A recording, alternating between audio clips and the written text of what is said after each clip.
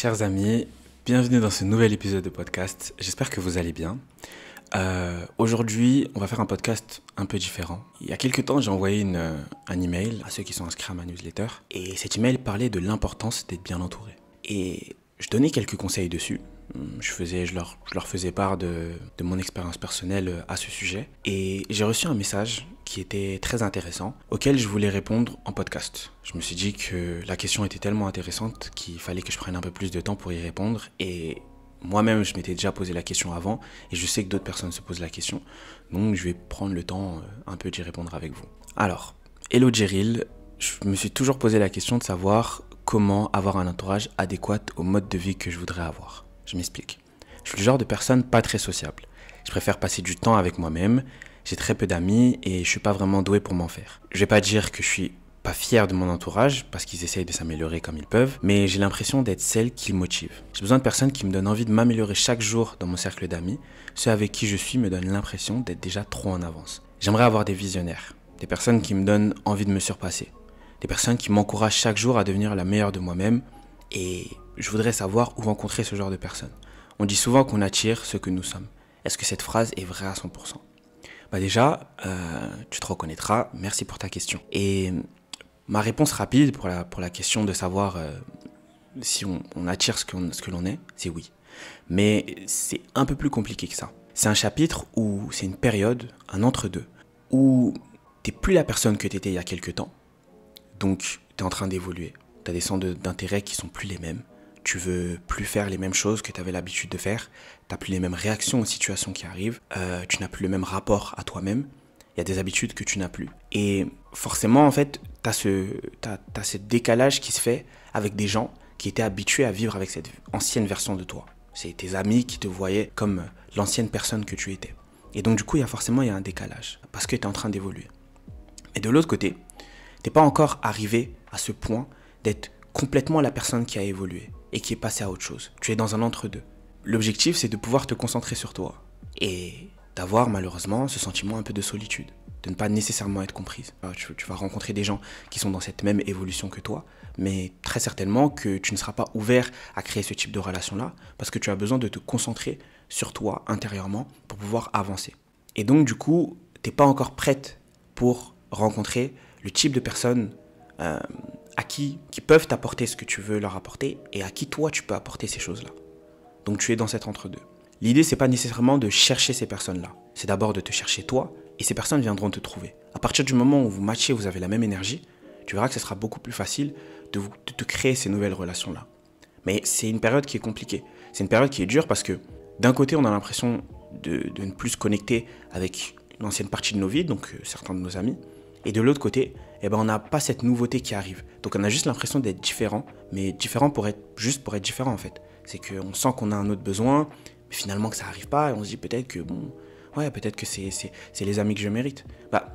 Techniquement, oui, on a les amis qu'on mérite, parce qu'on a une certaine énergie, on attire les personnes de cette même énergie-là. Il faut devenir d'abord une visionnaire pour pouvoir attirer ces visionnaires-là. Peut-être que tu l'es, mais peut-être que, tu vois, tu as encore un chemin à faire. Tu auras toujours un chemin à faire, mais peut-être que là, tu es dans ce chapitre, dans cette saison, où tu as vraiment ce chemin sur lequel travailler par rapport à toi-même pour évoluer vers une meilleure version de toi-même et donc attirer les personnes dont tu as besoin. Mais la transition est difficile parce que ça n'arrive pas du jour au lendemain. Tu passes pas d'un type d'amitié à un autre type d'amitié du jour au lendemain. Il faut une petite transition. Il faut quelque chose où toi, tu arrives à faire cette remise en question et un peu ce rebranding global de toi-même. Vraiment, tu deviens une nouvelle personne où tu changes pas tout, mais en tout cas, tu changes ce que tu veux changer et tu fais évoluer ce que tu veux évoluer te concernant.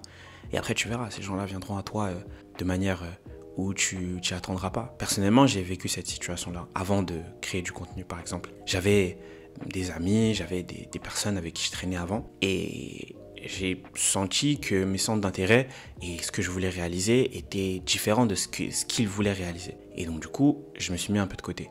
Encore aujourd'hui, je vis cette situation où je suis quelqu'un d'assez solitaire. Mais au fil du temps, en avançant encore plus dans les centres d'intérêt que je voulais créer, je me suis créé de nouvelles amitiés. Et quelquefois même, j'ai tout simplement redécouvert certaines personnes. Je voulais de nouveaux amis et je me suis rendu compte qu'il y avait des gens que je connaissais bien, qui étaient des amis, mais peut-être pas aussi proches auparavant, avec qui on partageait ces nouveaux centres d'intérêt. Et donc du coup, petit à petit, j'ai commencé à me relier d'amitié, entre guillemets, ou en tout cas à faire évoluer la relation qu'on avait avec ces personnes-là. Il faut avoir cette période-là où on est un peu fermé sur nous-mêmes, où on essaye d'avancer, où on a du mal avec les gens qui sont autour de nous. Et après, il y a cette transformation interne. On finit par rencontrer d'autres personnes qui, comme je le disais, ont la même énergie, vont dans le même sens. C'est compliqué, c'est difficile, c'est une situation qui est difficile, mais c'est une situation qui est nécessaire malheureusement. Tu ne peux pas changer l'environnement, changer les gens autour de toi, donc forcément tu dois te changer toi, et ça te permettra toi de changer d'environnement en fait, de pouvoir t'ouvrir les yeux, t'ouvrir l'esprit et rencontrer des personnes qui sont exactement dans le même alignement. L'idée c'est de se dire que tu façonnes ta nouvelle personnalité, tu es en train de te façonner toi d'abord, et en te façonnant, tu vas vers ces nouvelles personnes. La vie est un flux de saisons. Donc là, tu es dans cette saison qu'on peut être la saison de la solitude.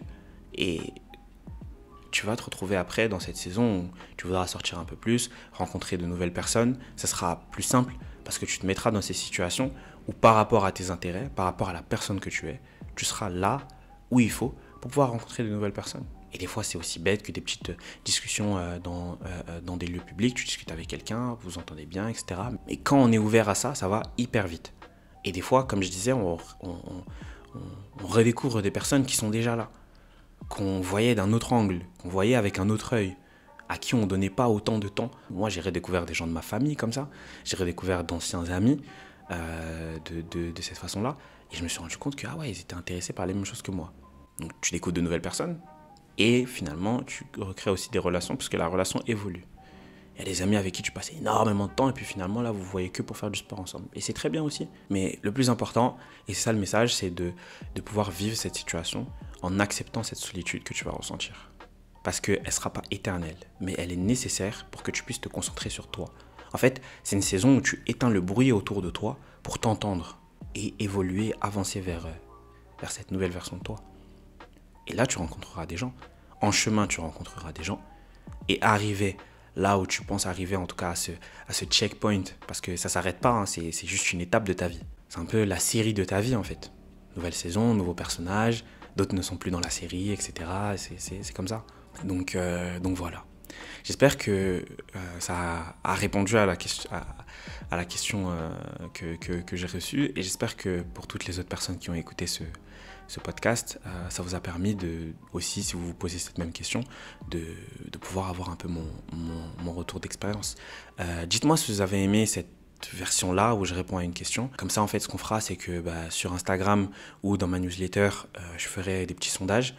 Vous me posez toutes les questions auxquelles vous voulez que je réponde, vous développez un peu, et ça permettra de créer des podcasts où réellement on peut avancer ensemble, parce qu'on parle de sujets qui vous importent vraiment, qui m'importent aussi, et je vous donne mon retour d'expérience sur tout ça.